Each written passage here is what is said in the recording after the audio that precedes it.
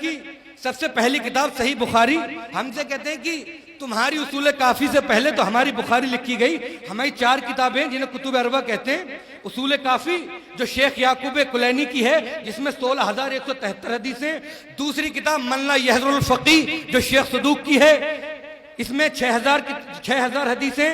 اور تیسری اور چوتھی کتاب الاستفسار اور تہذیب الاحکام جو شیخ توسی کے جنہوں نے حوضہ نجف کی بنیاد رکھی. پہلی کتاب میں 13,500 حدیثیں اور دوسری میں 5500 حدیثیں. سنیے گا. اور اہل سنت کی 6 کتابیں ہماری کتب اربع.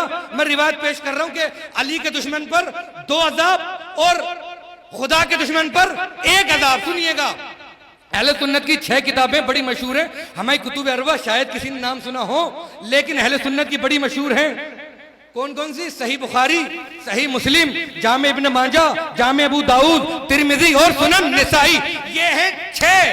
ان میں کل حدیثیں ہیں 35,868 اور ہماری ہیں 4 جن میں کل حدیثیں ہیں 41,100.